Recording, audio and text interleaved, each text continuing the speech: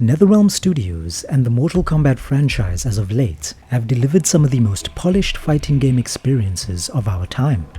One of the aspects that they routinely seem to get people excited about is their roster expansions.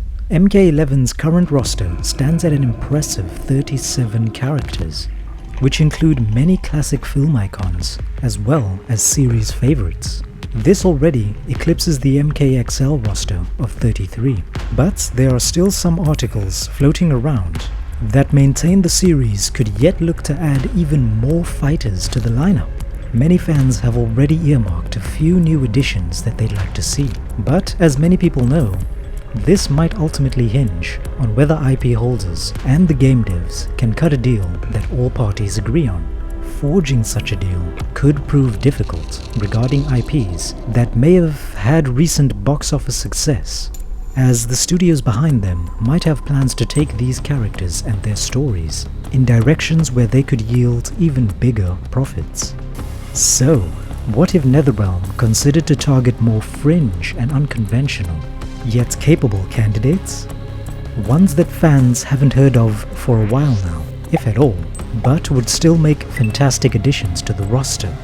Not only would these characters fit the MK meta quite well, they'd also prove to be a lot easier for NetherRealm to get their hands on, and may even breathe new life into these seemingly shelved franchises by introducing them to new audiences and drumming up interest for future projects, essentially being mutually beneficial for all parties. With that being said, here are my top 5 picks for potential new additions to Mortal Kombat as DLC, either in MK11 or in a future sequel. Number 5. Michael Myers. We'll start with a character which many people feel is long overdue. The Shape himself, Michael Myers.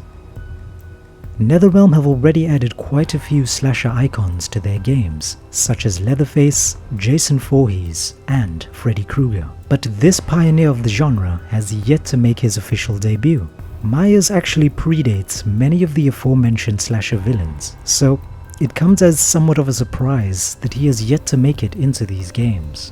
Michael might be the quintessential example of a slasher villain, preferring the direct approach, painstakingly stalking his targets before getting up close and personal, using his trusty tool of choice. There's something to be said about the unsettlingly slow manner in which he stalks people, almost as if he just knows that he will catch up to you, no matter what anyone tries to do to escape. Over the years, Myers has also developed into an absolute tank, being able to take an absurd amount of punishment, which seems to be outdone only by the destruction he is able to dish out. Because of this, it seems Myers would be more than capable of holding his own amongst the MK roster. The recent reboot of the series had its last entry 12 years ago, and the series is actually looking to return later this year. So, Myers occupying a slot in the roster might just be what everyone needs to get ready for his return. Taking all of this into account, as well as NetherRealm's taste for 80s slasher icons, it seems his inclusion to the series may just be a matter of time. Number 4. Mary Shaw. Now here is a wickedly intriguing character that not many may be aware of, but anyone who grew up watching James Wan's work develop into what it is today will surely appreciate the flawed but entertaining film that was Dead Silence. Here, we were introduced to Mary Shaw, a powerful and maniacal undead ventriloquist who has an insatiable appetite for revenge. She might not be as intimidating or as durable as the likes of Voorhees or Myers, but what she lacks in these departments, she more than makes up for in creepiness and brutality.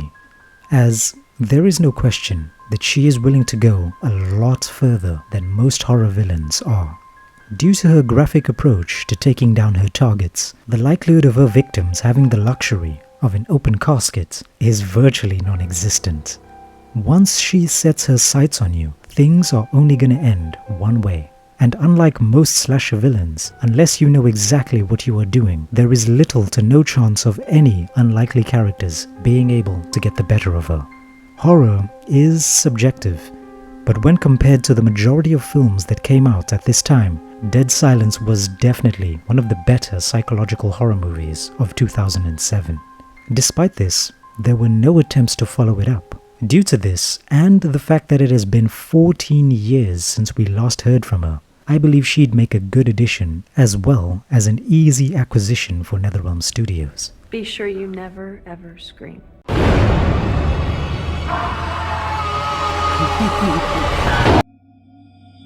Number 3. The Creeper. The Creeper is quite possibly one of the most frightening horror villains ever, mainly due to his insane durability, shocking intellect, and ingenuity, as well as having a vast array of powers. Either way one looks at it, it's clear that he rarely, if ever, seems to be challenged in the films that he appears in. Sporting seemingly otherworldly weapons and equipment, a regenerative ability, superhuman strength and speed, as well as flight. And if all of that wasn't enough, he is also shown to be quite proficient in vehicular and armed combat as well. In fact, at this point, I'm pretty sure that he qualifies as a supervillain. Despite having 3 films out to date, the Creeper is still largely an enigma, as little is known regarding him other than his propensity for causing calamitous countryside carnage every 23 years. Given the fanfare and surprisingly deep lore behind this character, it seems that he'd make a fantastic addition to the MK roster. If his brutal nature in the films is anything to go by, it's easy to see why. Number 2. Art. For some reason, many people believe that when it comes to prolific, terrifying clowns, the world only has 2 options. So let's talk about this a bit.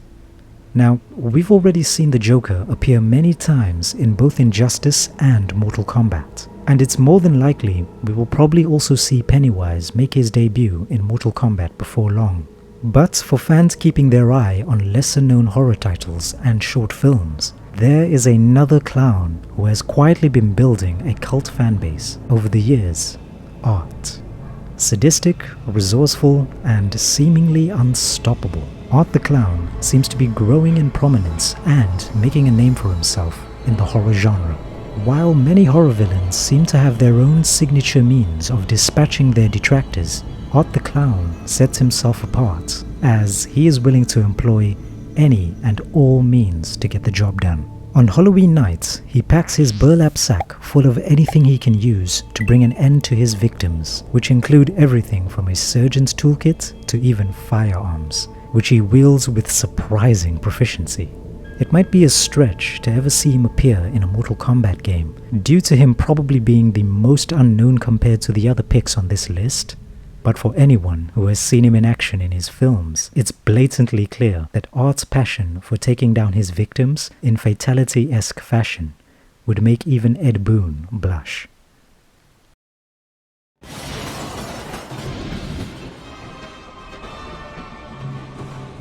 I am the way. Number 1. Pinhead.